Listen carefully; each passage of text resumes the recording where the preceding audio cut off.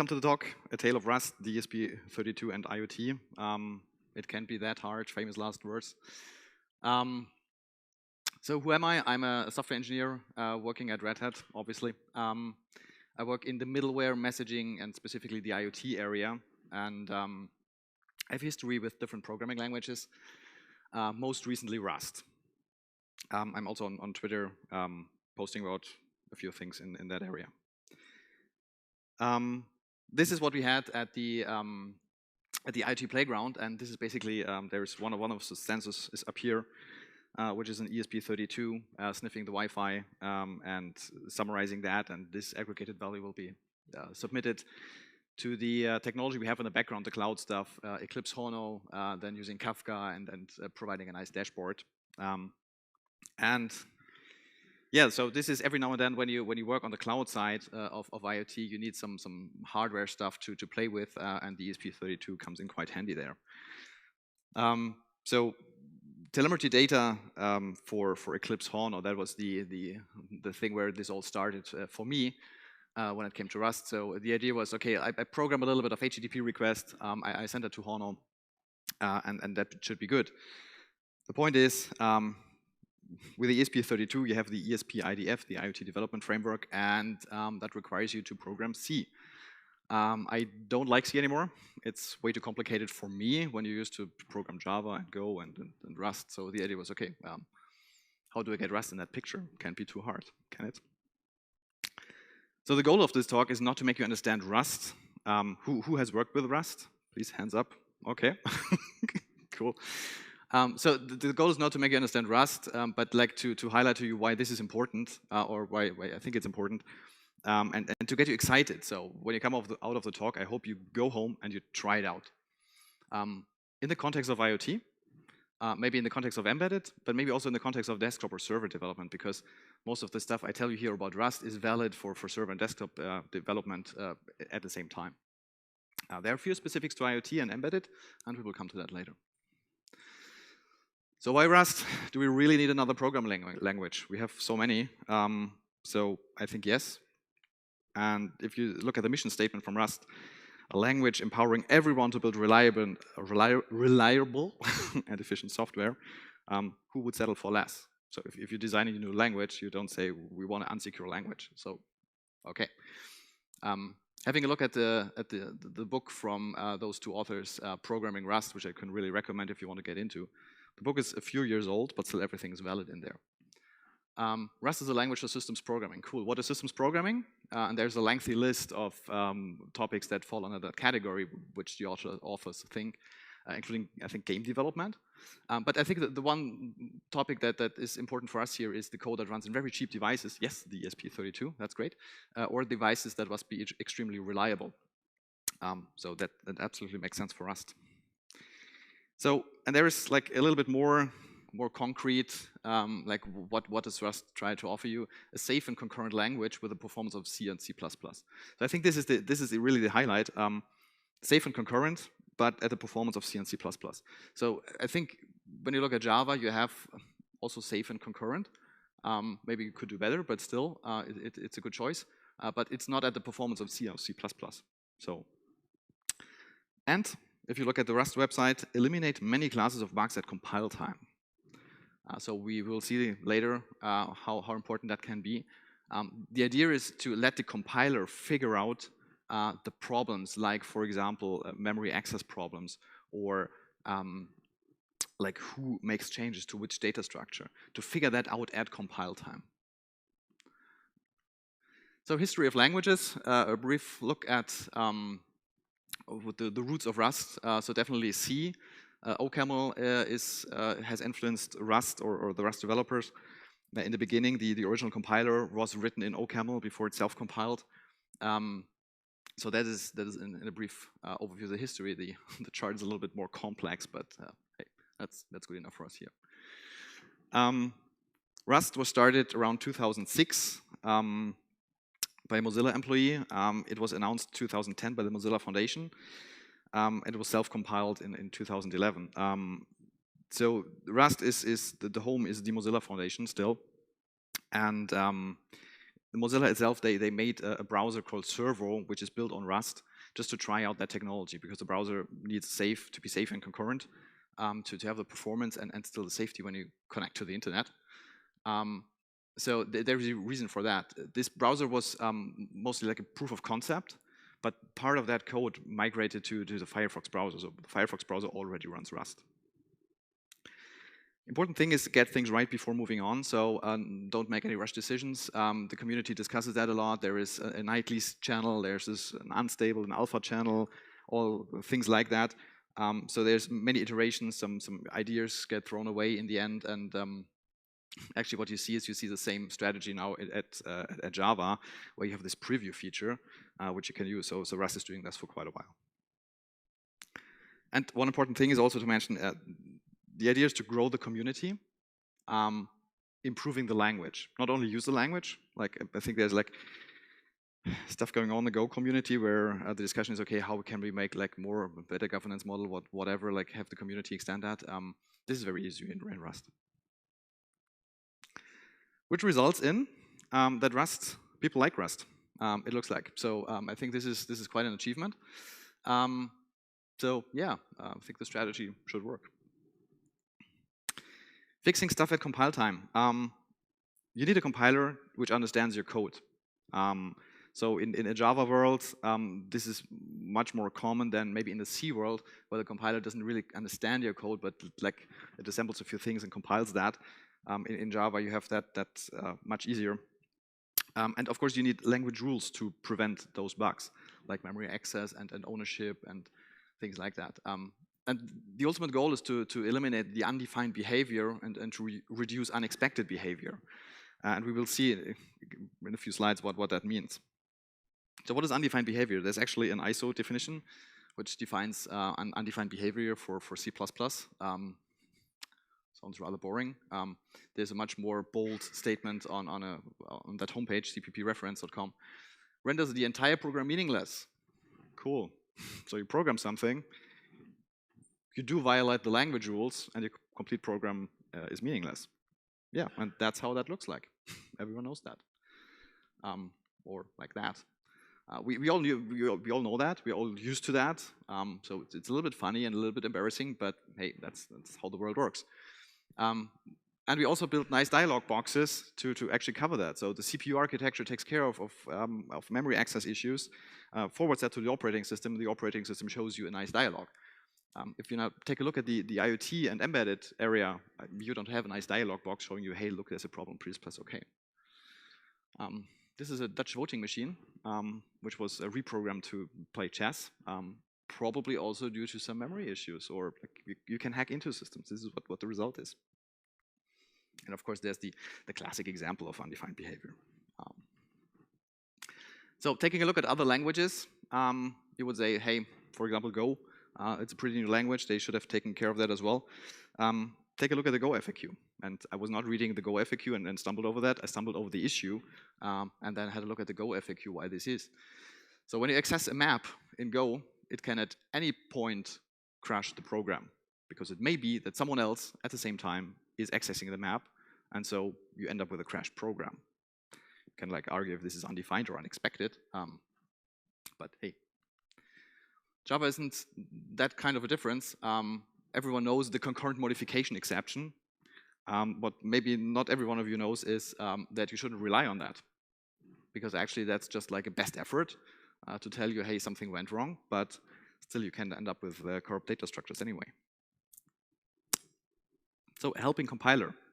What does it mean? So this is a very, very basic example, and this is the only point where I want to point you to an example, because there are so many good tutorials out there where you can learn Rust and learn about the concepts and have a better explanation.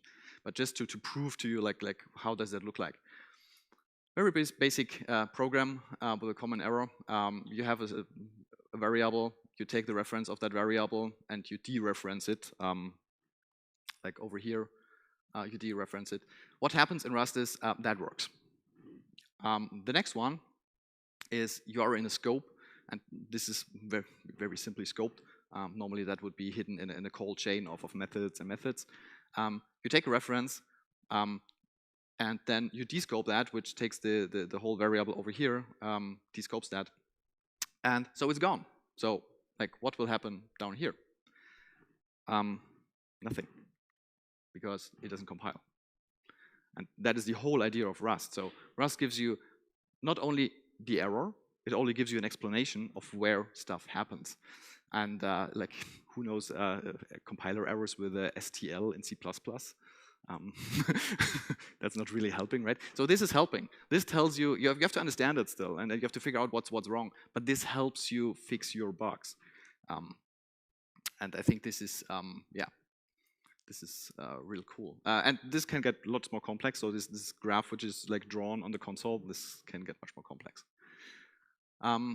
So just like imagine the cost of a bug over time. So this is not absolute numbers or whatever. It's just like to give you a feeling, like put the feeling when you use Rust or start to use Rust in a chart. So how would that look like? So normally you sit at your compiler, you compile your code, you find a bug, and you easily fix it. There's no problem. So the further down in the time you go, bugs become harder to fix because at some point you do CI/CD, and then later on you do release. And now in the IoT area or embedded, release means that you flash that on a device and you send it out somewhere. You don't even know where this is, maybe. So the impact of a bug over here in time is much bigger than when it's on the compile area. So when you use Rust, that will happen. You find a lot more issues during compilation. What this means, this is frustration. You have programmers sitting in front of a compiler. It does not compile. I have no idea why, because you didn't understand all the concepts. So a colleague working on Rust can be quite helpful. He explains that to you. The internet can also be helpful. But this really can cause frustration, and you have to like be aware of that because this can really spoil your experience otherwise. Once it compiles, this is why it's worth it. Because once it compiles, in most cases, it just works. Hey, everyone's happy. So a quick note about dependencies. This is just like to get you a little bit up to speed. What comes in the next slides. So crates are the jar files of Rust.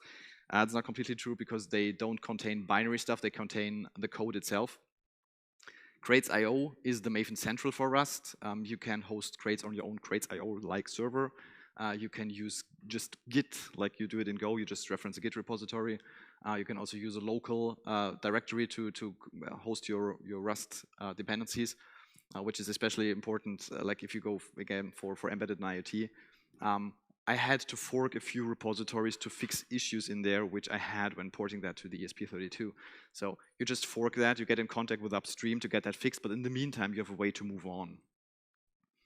And Cargo is the tool to manage your dependencies, orchestrate the build, do the test. So it's a little bit like Maven build, with the difference that you can actually extend a Rust build using Rust itself.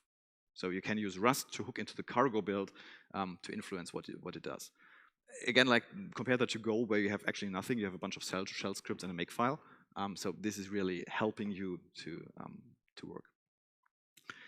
So a very simple structure of a dependency or a stack of dependencies in a Rust application. You always have the standard crate. This comes with Rust. So with the Rust toolchain, you have the standard crate. You have some libraries which you like foo and bar, which you build your application on, and that's it. Important feature of Rust also is to hook into native code that already exists. So mostly C. So there's a foreign function interface which interfaces with C in both ways. So Rust can call C, C can call Rust. And of course, like this shared library, you need to ship that somehow. Rust doesn't take care of that. But maybe this comes with the operating system or whatever distribution you have, or maybe you statically link that into your application, which you like if you go for an ESP, you make one flash image and flash that to the device. So there's a problem with STD. STD provides all kinds of functionalities, file streams, sockets, like really cool stuff. That's not a problem. The problem is it requires a POSIX-like operating system, and the ESP32 doesn't have that. So there's FreeRTOS, for example, in the ESP-IDF. However, you don't have like files and streams and sockets. Those interfaces is not really there. And especially if you look to other embedded systems like ARM or RISC-V, where you don't have the ESP-IDF, that might be a problem. However, there's a solution for that, and this is one prime example of it takes longer, or the community and there is discussions and the nightly channel and alpha channel, and there's a feature which can be enabled, and over time this grows. So the first thing was like, okay, there's no STD, so you can flag your application as no STD, so it doesn't import STD anymore, it only imports core. So core is the bare minimum that Rust offers. And it doesn't even offer dynamic memory management, which is like on the ESP32, you originally don't have that. You can create that later on, but it doesn't come with the operating system. This is cool for firmware as well. This is cool for WebAssembly stuff. But also, like, if you have the capability to create dynamic memory management, you can use the alloc crate, and that provides all of those features. And you can control these compilations. So you import the crates, the dependencies to the crates, and you can flag during the build features where you say, I want to enable that, and then you have that functionality. And you can like pretty easily write an allocator for the Rust ESP-IDF. So it just hooks into the memory management what's already there. So that's rather cool and simple. Unsafe superpowers. Rust offers you like a second language, they call it, which enables you to use features you know from C, which are from a Rust perspective unsafe. But still, they acknowledge that, okay, you have to work with C at some point. So there is a way to handle unsafe situations. In that part, the code can crash like it can in C. But you need that to interface with C. So your task is, if you want to do that, wrap everything in unsafe, but ensure that you did the right thing.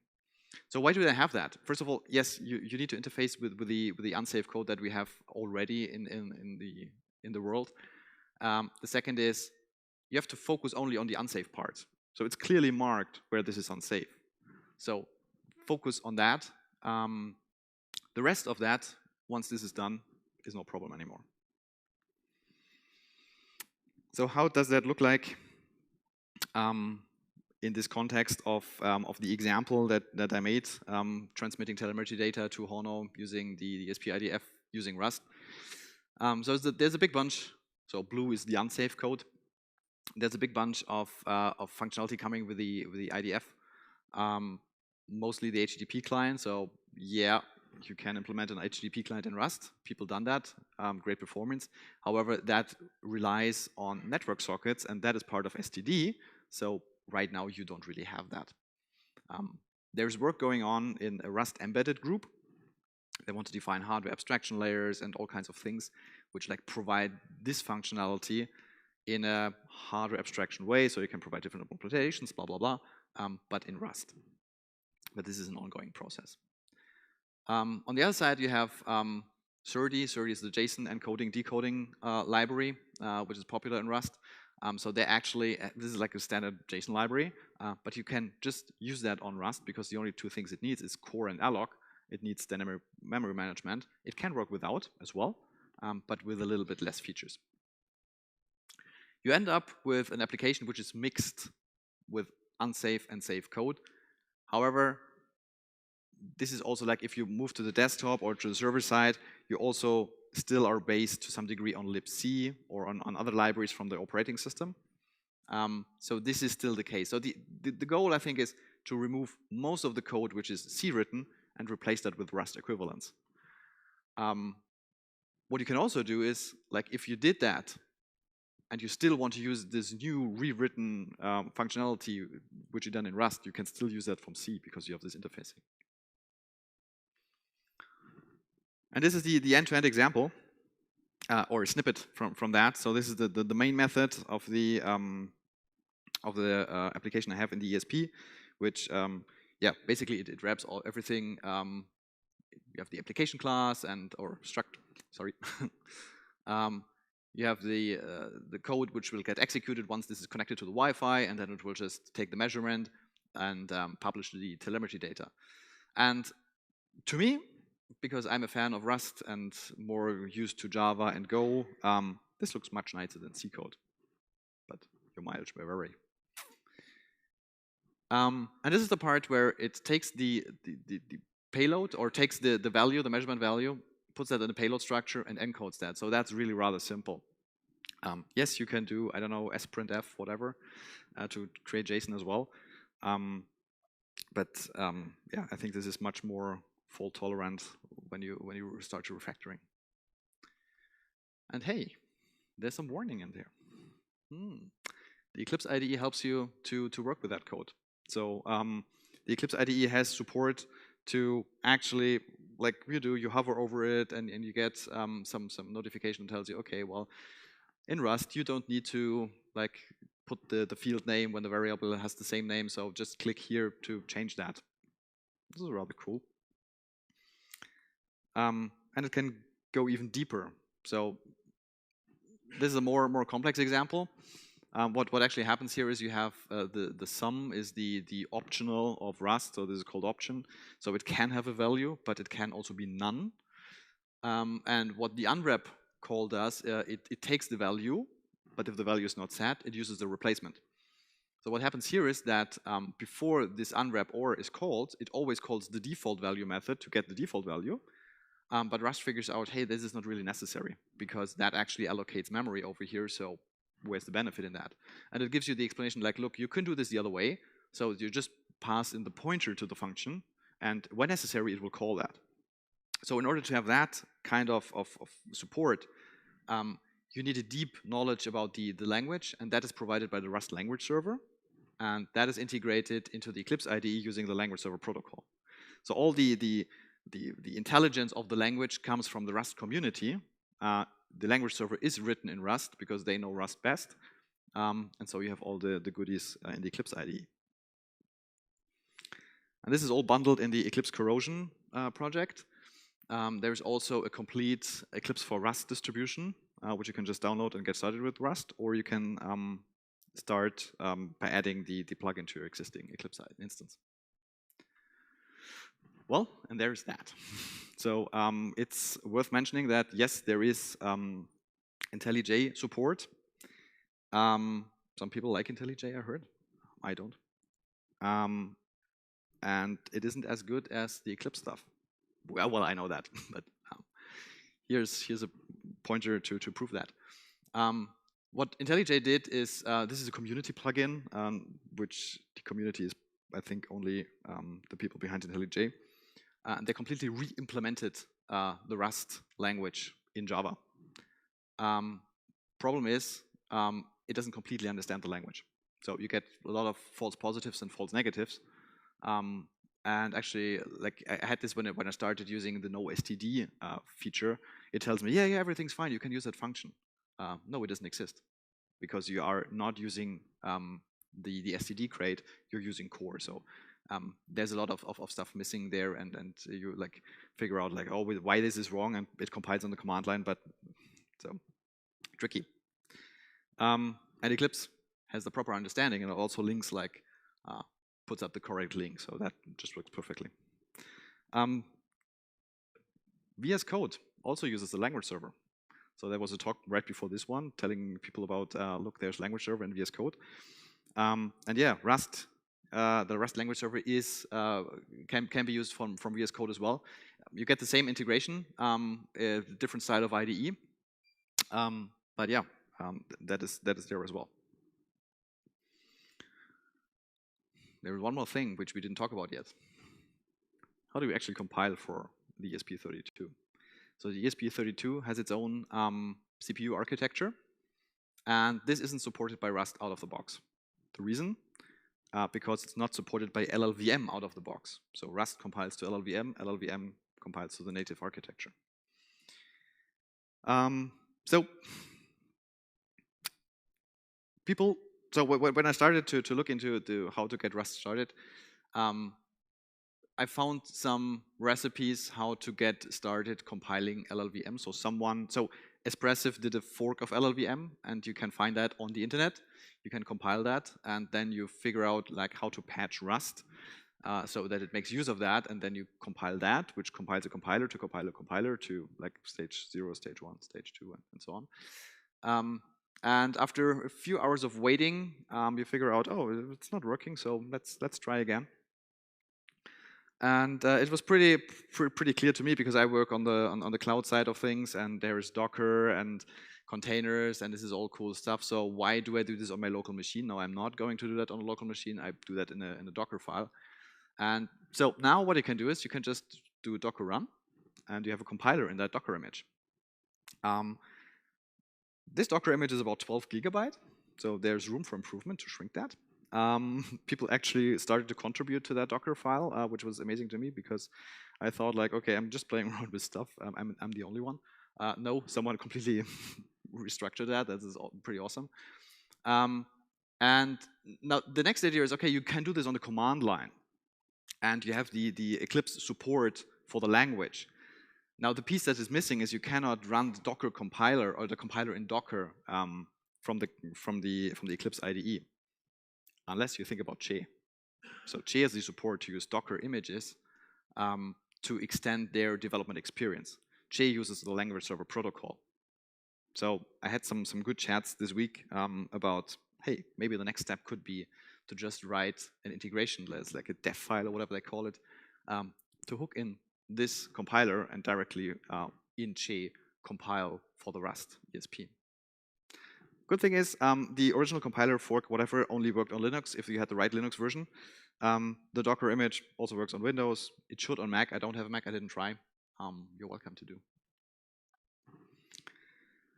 So what lies ahead? You never know.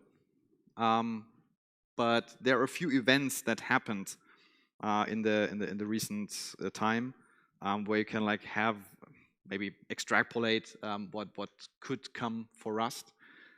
Interestingly, I heard a lot of people talking about Rust at the conference from areas I didn't expect. So yeah, let's take a look. AWS adopted Rust, the Rustless runtime for Lambda. So there's a post about that. You can use Rust, safe and whatever in their serverless offerings.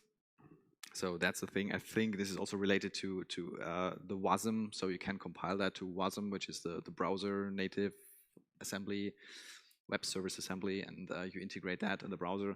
There are interesting talks about people who use that, again, to speed up their JavaScript browser stuff. They write that in Rust, so they have a huge ton of JavaScript. They focus on a single piece where they need performance.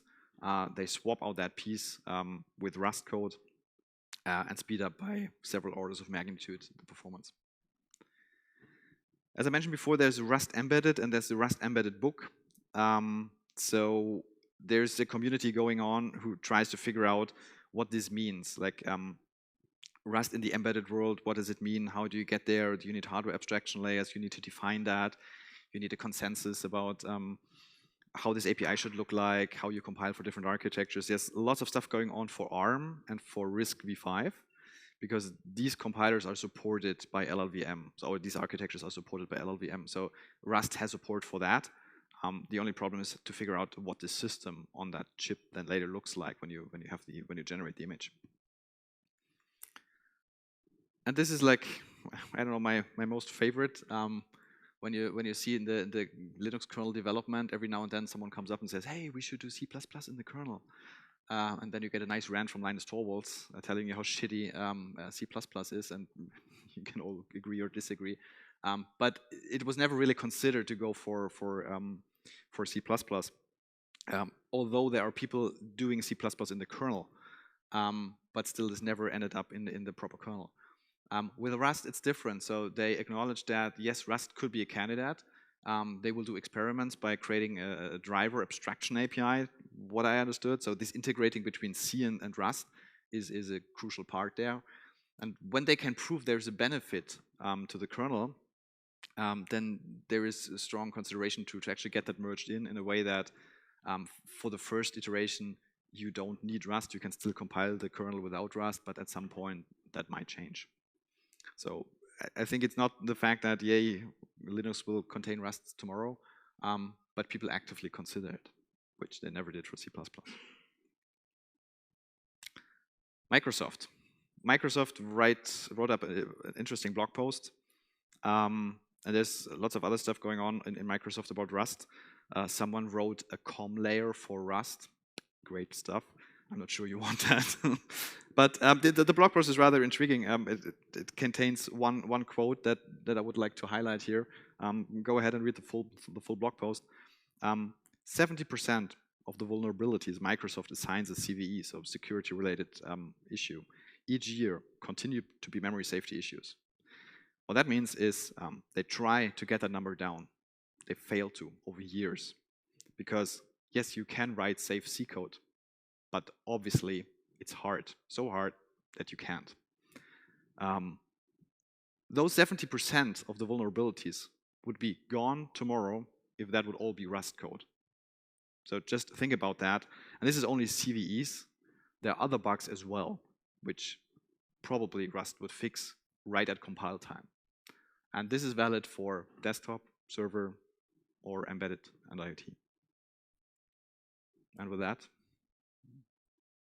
happy to have any questions.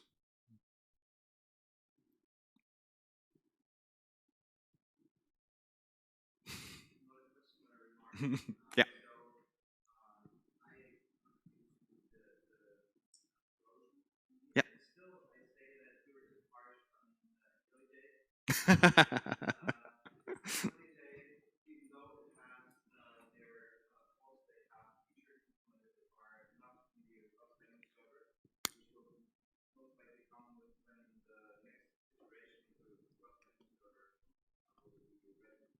So I agree.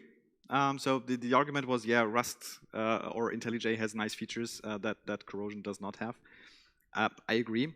And looking 1 year back, Corrosion was, I wouldn't say unusable, but a tough choice. What I did is over the last 12 months, every now and then when I worked on that, I found an issue, I reported that upstream, and at some point it got fixed. So now it's in a state with a 138 language server from Rust that it's in, I think, in good shape. There's maybe stuff missing. There's room for improvement, as always. But I also found out that like 1 year ago, IntelliJ was maybe the more comfortable solution. But it hasn't changed over those 12 months, where the Eclipse Corrosion has changed quite a lot. So it's moving in the right direction. Okay, there are a few links which will be uploaded with the slides, so you can have that. If you want to make a picture right now, please go ahead. And with that, thank you for listening.